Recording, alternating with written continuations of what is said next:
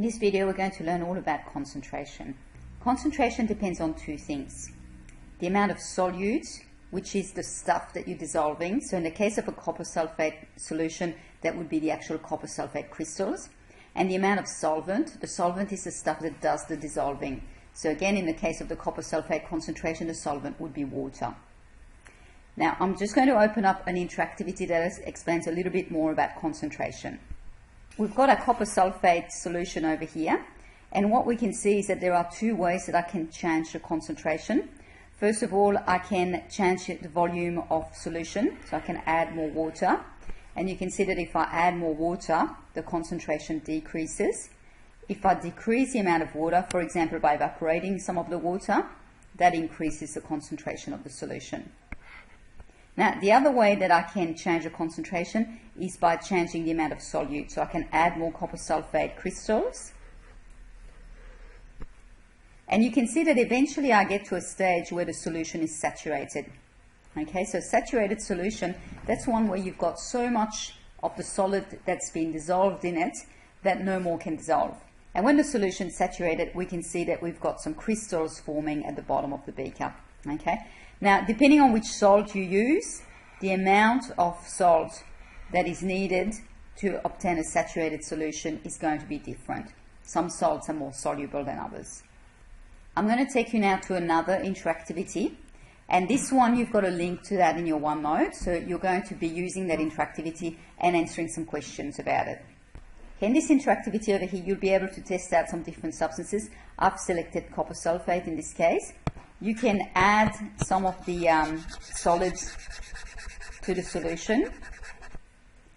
And then if you want to measure the concentration, you can put the probe in there and it will actually give you the concentration of the solution. You can also add some water and you can remove some of the water.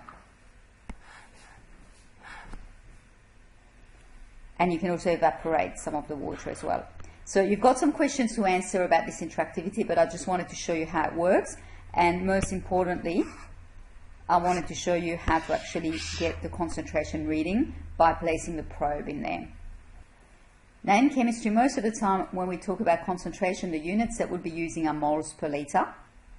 But there are some other units of concentration, such as grams per litre or parts per million.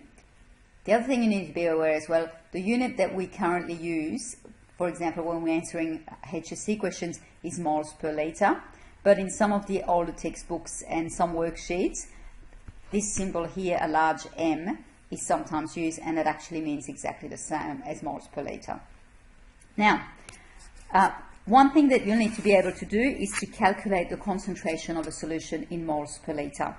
Now there's an equation that we can use for that, and the equation is on the screen. Concentration is the number of moles divided by the volume. And that equation can be reorganized. So if, let's say for example, you're trying to find out the number of moles, we can reorganize that equation so that the number of moles is the concentration times the volume. Or if we want to find out the volume, volume is the number of moles over concentration. Okay, let's have a look at an example of this type of calculation. In the first example, I've asked you to work out the concentration of a solution that contains 0.4 moles of potassium chloride in 200 milliliters of solution. So the formula I'm going to use is C is N over V. N is 0.4. Now the volume is 200 milliliters. We want the answer in moles per litre.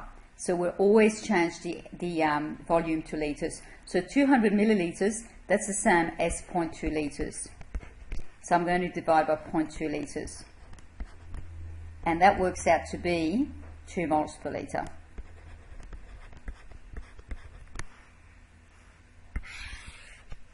Example B.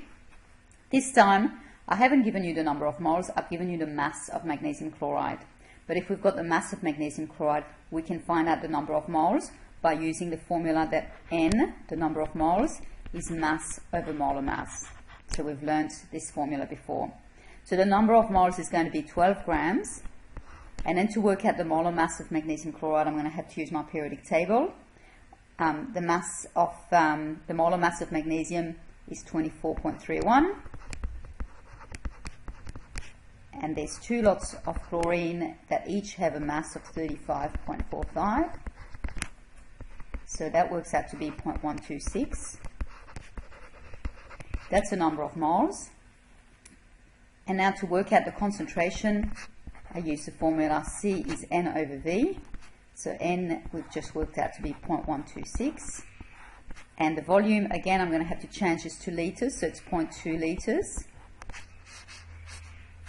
And that works out to be 0.63 moles per litre.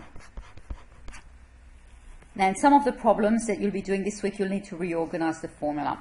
So in question 1, for example, this time we've been asked to work out the number of moles.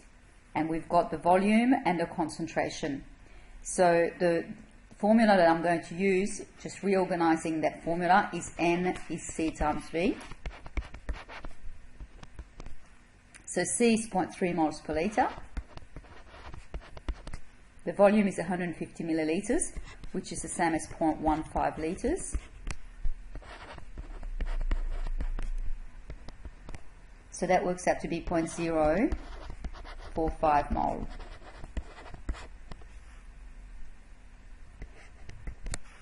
Okay, for question 2 this time, we've been asked to work out the volume. So again, reorganizing the formula, V is N over C. So the volume is going to be the number of moles, which is 0.043, divided by the concentration, which is 0.12 moles per litre. And that gives me an answer of 0.36 litres. And that's the same as 360 millilitres. Okay, in question 3, you've been asked to work out the mass of sodium carbonate that you would need to weigh out to make 500 millilitres of a 0.1 moles per litre solution. Now, this time you've been asked to work out the mass, but before you can work out the mass, you're going to have to work out the number of moles first. So the first step is to work out the number of moles, so N is C times V. C is 0.1. The volume is 500 millilitres, which is the same as 0.5 litres. So that works out to be 0.05 moles. And then the next step is to work out the mass of sodium carbonate that corresponds to 0.05 moles. And for that step, you use the equation mass is number of moles times the molar mass. The number of moles we just worked out to be 0.05. And the molar mass of sodium carbonate, I'm going to have to use my periodic table. It works out to be, now sodium carbonate, by the way, that's Na2CO3. So the molar mass is going to be 2 times 22.99 plus 12.01 plus 3 times 16. And that works out to be 0.52995 grams. Now, in the question, the least accurate number has got 2 significant figures, so my answer is 0.60 grams.